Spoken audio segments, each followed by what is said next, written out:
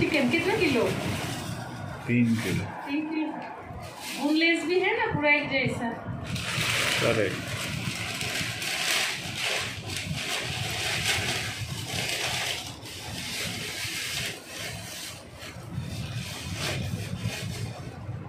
ये तो है।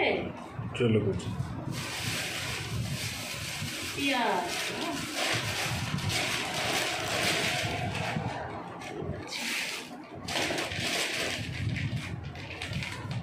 सॉल्ट ना?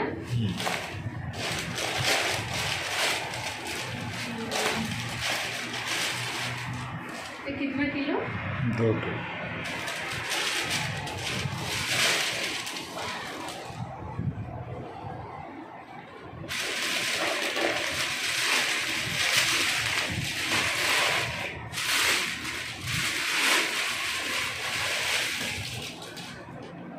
ये क्या ऑयल है? सोया? सनफ्लावर ऑयल नहीं मिला? नहीं मिला।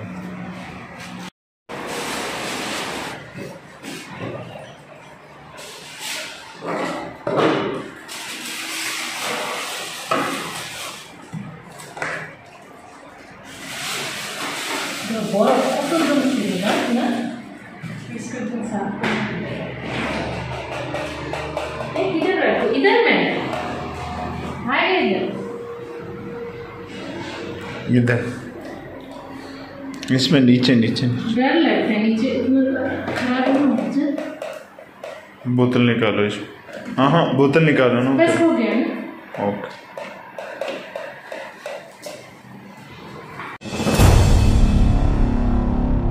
হ্যালো ভিউয়ার্স, আসসালামু আলাইকুম। কেমন আছেন আপনারা সবাই? আশা করি সবাই নিশ্চয়ই অনেক ভালো আছেন। আমি আলহামদুলিল্লাহ অনেক ভালো আছি।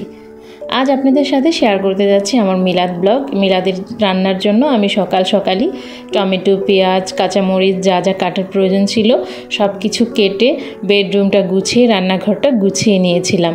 কেননা আমার একা হাতে সব কিছু করতে হবে, 7-8 জন মানুষের জন্য আয়োজন করতে হবে, তো সেজন্য আমার একটু সময় লাগবে। তাই আমি ভাবছিলাম যে সকাল সব কিছু শুরু করি, তো আমার কোনো প্রবলেম হবে না। মিলাদের আয়োজনটা আসলে আমাদের অনেক দিনেরই প্ল্যান ছিল।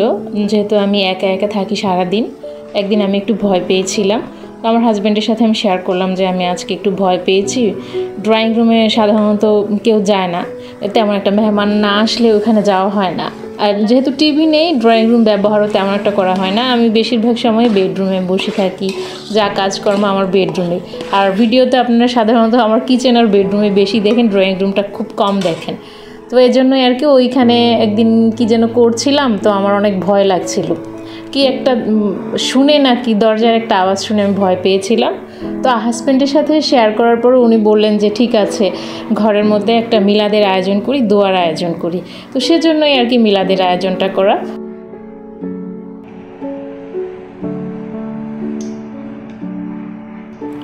ঘরে মেহমান আসলে সাধারণত আমার হাজব্যান্ডই আমাকে প্ল্যান দিয়ে থাকেন যে আমি কি রান্না করব। কী কারণে বেশিরভাগই আমাদের আত্মীয় স্বজন আর মেহমান আসে পাকিস্তানি। বাঙালি আমি তেমন একটা বাইরে যাইও না, তো বাঙালি কোনো পরিবারের সাথে আমার তেমন একটা যোগাযোগ নেই। তো এই জন্য পাকিস্তানি আমার হাজব্যান্ডের বন্ধুবান্ধবী আসেন, কেউ আসলে পাকিস্তানের লোকজনই আসেন। তো রান্নাবান্নার ব্যাপারটা ওনারা কী খান না খান আমার হাজব্যান্ড ভালো জানেন, ওনাদের সম্বন্ধে ওনার ভালো আইডিয়া। তো উনি আমাকে বলে থাকেন যে কী রান্না করতে হবে। আজকের মিলাদের জন্য উনি আমাকে বললেন যে চিকেন কড়াই, গোলাপ জামুন, আর বানাতে হবে পটেটো, কোনো টিকিয়া, যে কোনো একটা টিকিয়া। ওনারা সাধারণত চিকেন আর চানা ডালের টিকিয়া খান, পটেটো টিকিয়া খান। তো আমার কাছে চানা ডাল ছিল না, চিকেন তো আমি পুরো চিকেন কড়াই বানানোর জন্য রেডি করে ফেলেছিলাম। তো ভাবলাম যে পটেটো টিকিয়া বানাই। পটেটো টিকিয়াটাও অনেক টেস্টি হয় বানালে, ওনাদের স্টাইলে বানালে ভালো হয়।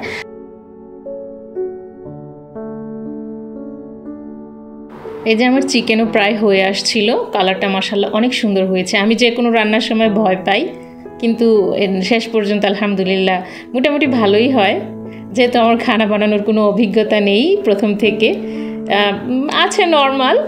যখন একা হোস্টেলে থাকতাম তখনকার আলাদা খানা নিজেরটার জন্য, মেহমানের জন্য অভিজ্ঞতাটা একটু কমই। এই হচ্ছে তরকারি, ভয় পেয়েছিলাম, মাশাআল্লাহ অনেক সুন্দর হয়েছে। এই হচ্ছে গোলাপ জামুন, এই হচ্ছে পটেটো টিকিয়া।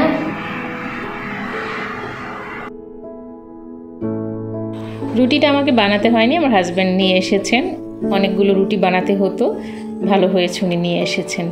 আর ওদিকে মিলাদ হচ্ছিল, আমিও তরকারিটা এখানে বলে রেডি করে রাখলাম যাতে মিলাদের সাথে সাথেই, মিলাদ শেষ হওয়ার সাথে সাথেই আমি খানাগুলো দিতে পারি।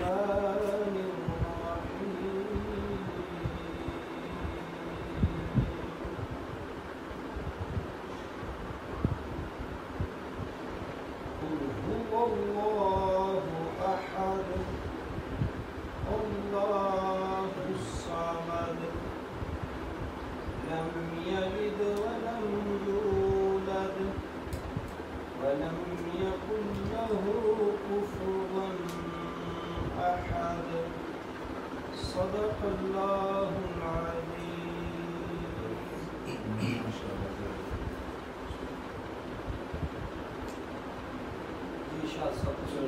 पहले इशफाक साहब को पहले सुने क्योंकि इन्होंने तो मैं था इधर आके बैठा ना कुछ तारियां भी करके सुना वो कहते हैं कि मेरी तबीयत खराब तो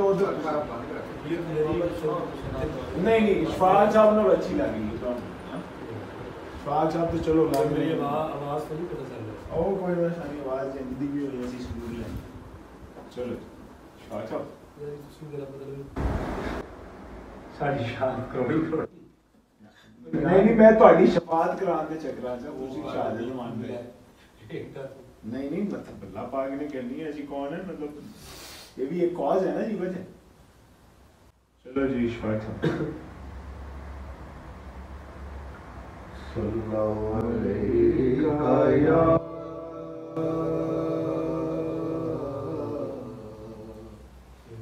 रसूल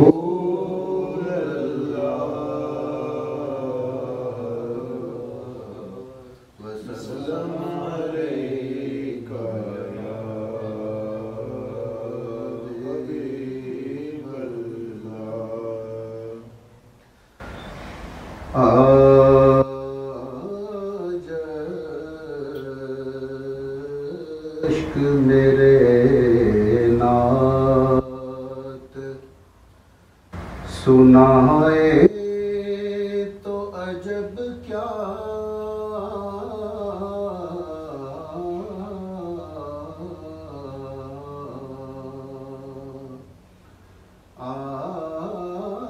आज इश्क मेरे नात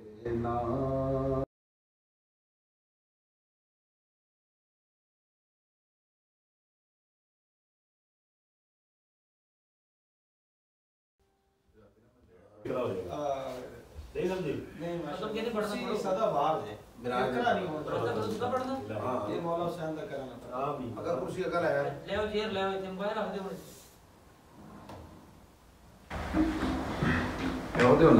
মিলাদ শেষে ছিল চায়ের পর্ব। তো চায়ের সাথে সাথে আমিও আমার ভিডিও থেকে আমি বিদায় নিতে চাচ্ছি, আমি শেষ করতে চাচ্ছি আমার ভিডিওটি এক্ষুনি।